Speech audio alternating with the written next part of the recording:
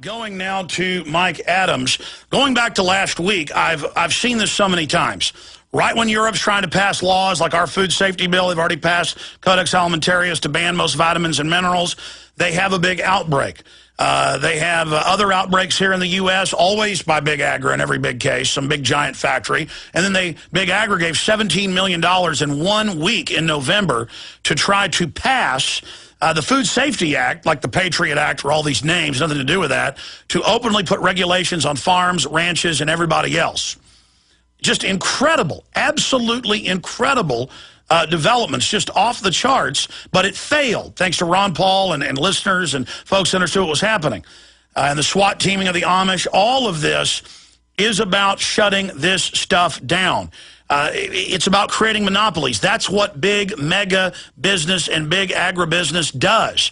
And so I saw this and I went, wait, what do I know about E. coli? I know it's one of the first bacteria ever engineered. I know in the mid-'60s or early 60s, you just pull up manufacturing process of aspartame.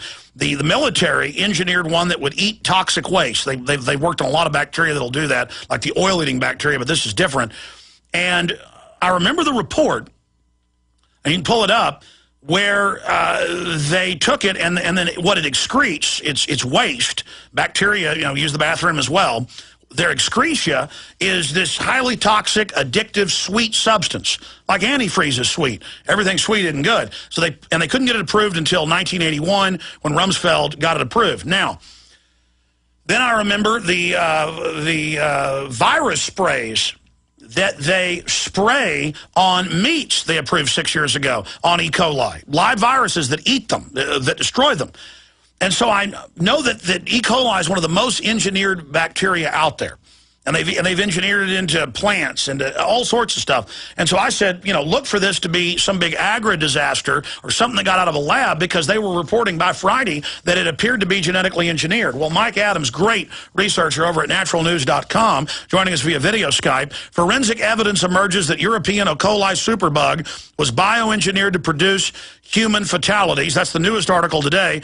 Yesterday. Today, he's got Food Wars, how European health authorities are using E. coli scare to wage economic warfare against vegetable farmers. He joins us now. Mike, right as they try to pass the Cybersecurity Act and this big global UN Act to restrict free speech and take over the web and put in snooping hubs, hack attacks happen.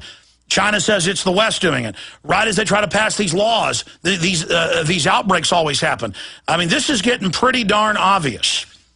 Well, you're exactly right, Alex. You've laid it out. It's classic problem, reaction, solution. They're using it in every area, but especially in agriculture. Every time they want to pass more food regulations, they engineer another disaster and they create a fear campaign. And there's so many agendas that they can then pursue with this fear. It's not just to enable them to enact new food regulations and tyrannical legislation and crack down on small farms and, raid the Amish at gunpoint and things like that. It's also the fact that they can retaliate against Spain. Because remember, Spain stood up against the GMO agenda. Spain said, we don't want GMOs in our country, even as, and this came out of WikiLeaks, by the way, even as the U.S. was working on a plan to force European nations to accept GMOs. This is now retaliation. In a matter of less than a week, they have destroyed much of Spain's agricultural economy, at least those farmers engaged in fresh vegetable farming. So this is an act of economic warfare on that front. It's an act of biological warfare against the innocent victims who are now being harmed by this bacteria strain, which is it has clearly been bioengineered, and we could probably get into more of that evidence. By the way, Alex, 2.5 years ago, we broke down that the flu was engineered, and because we had documents previous when they engineered the H1N1, hiding in plain view. The London Telegraph article where 30 homeless people in one place given the shot died. The live bird flu virus that killed the ferrets in the vaccines in 12 countries where they did the test. I mean, we have this long history, and you have thousands of biotech companies splicing bacteria with animal, insect, top experts saying it can give rise to mutations. And then immediately when we see some, and the media is saying it appears to be genetically engineered, it's been altered, they try to blame farmers for it. and then it always comes out later it's either something that got loose or was manufactured, or it's something that mutated. I mean, I know you've written about the virus spray they spray on meat that attacks the E. coli. Yeah. Well, it's incredible what they're doing here. We're watching a circus of fear-mongering. They screamed cucumbers, and everybody stopped buying cucumbers. Then they screamed tomatoes. Then they screamed lettuce. And it's like we're watching a circus of health regulator lunatics who are running around destroying food industries, destroying the economics of farmers one by one. It's like it's like a Godzilla marching through the city, stomping on farmers' tents at the farmers' markets. They're just destroying this industry with no credibility. And they're saying we've got to have government inspectors. You've got to have a license to grow anything because your tomato might kill somebody. But in every case I see, it's never little farms that do it. It's always big mega agri. That's right. And today, Wall Street Journal broke this article, which we just wrote about also, that says it's not the sprouts. Just until this morning, they were blaming the organic sprouts from northern Germany. Well, they ran tests on that, and the tests all came up negative. So it's not the sprouts. That's the key. They keep blaming a string of organic industry. Right. They do, and the media in the UK was printing quotes from people based on this fear who were saying, oh, I'm never eating organic again. Well, that's the reaction they want you to have, because they want you to be afraid of vegetables. They want you to be afraid of small farms. They want you to be afraid of fresh food, because then you'll buy processed, dead foods that keep you sick and keep you a customer of the pharmaceutical industry. Well, notice 50 years ago, they went and harassed normal milk out of existence because they wanted to be able to boil it and sell bad milk to people.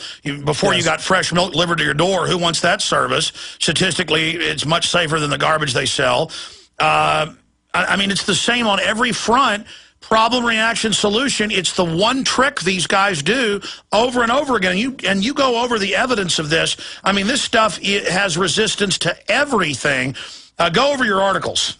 Well, you're right. There's something called a genetic analysis of the E. coli strain.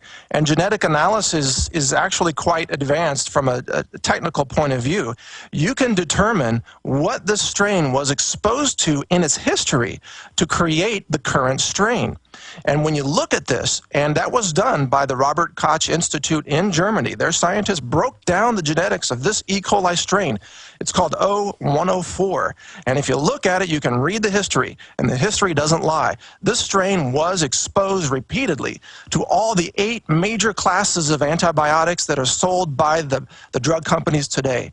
This practically guarantees that this is going to cause acute kidney failure, that it's going to cause fatalities in the hospitals. And in fact, this particular strain was engineered with a couple of extra genes that give it even more power. It's like a super powerful, deadly superbug. And the fact is, Alex, this could not have been created randomly in nature with some kind of random mutation. Impossible. It had to have been engineered and then introduced into the food supply in some way.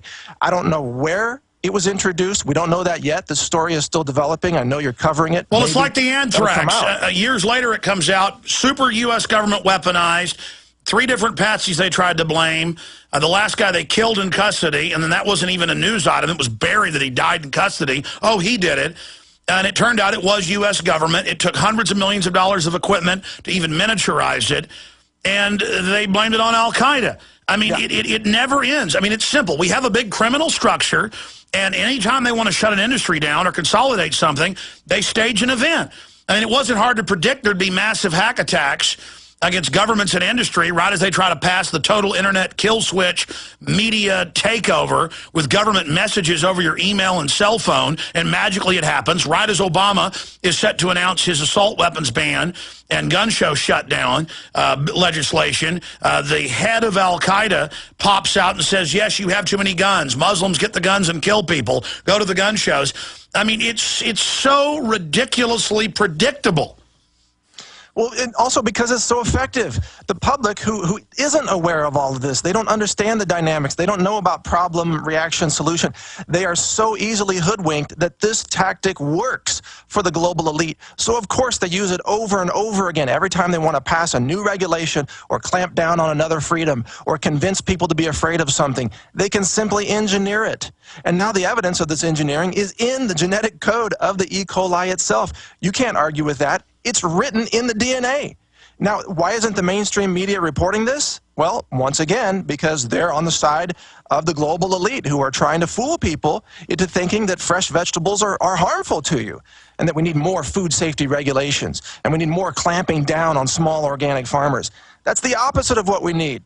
We need more local food, small organic farms, and less processed, mechanized, factory-made foods from the mega farms. And let's be clear why they get radiation, radiating of the food passed. Why 6 years ago they got it passed to spray live viruses that, quote, eat the bacteria. They admit it so they can feed you rotten meat, but radiate it so the bacteria aren't live, but you still get the toxins they've excreted.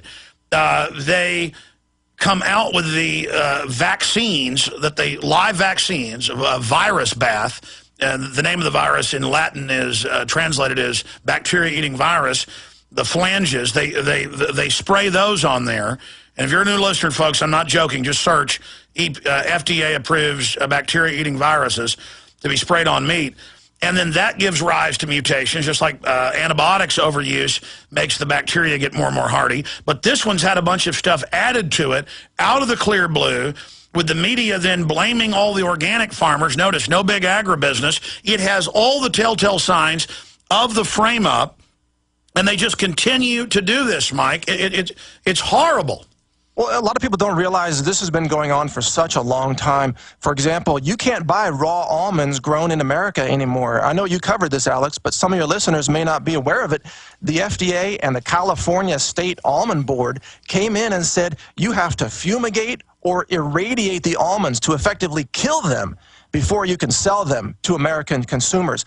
And why did they do that? Because raw almonds are a type of superfood. In fact, they contain an anti-cancer element that's part of an anti-cancer formula used in Chinese medicine.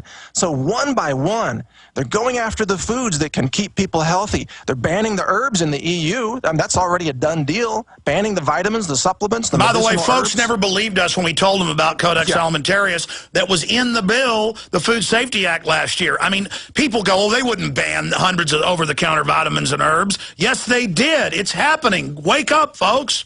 It is happening. It's week by week we find another example of some outrageous accusation against supplements or herbs or organic foods. I mean, the fact that this whole thing was blamed on Germany's organic sprout growers, and that now that's completely false. But the damage is done, Alex. You know they can't retract that. People all over Germany have stopped buying sprouts, all over the UK. I mean, this has affected 10 nations in Europe, and the authorities can just shout out a vegetable and everybody will stop buying it. Carrots, oh, all of a sudden no one's buying carrots anymore. Lettuce, no more lettuce. Spinach, no more spinach. I mean, this is economic warfare against the vegetable And they know farmers. what they're doing. They just randomly move. They could go test in minutes and see if it's that E. coli strain. They don't care. They knowingly every day throw out a new thing to scare everybody. But don't worry, we've got GMO that's safe. We've got irradiated produce, which they're now starting to do. We've gassed all your produce with sodium fluoride gas. Everything's okay now. We've killed all the food so it's safe. We've taken that raw milk. We're taking that cheese from raw milk. We're taking all those vitamins and minerals from you, and we're going to give you McDonald's food that doesn't even decompose when left on a plate for 6 months.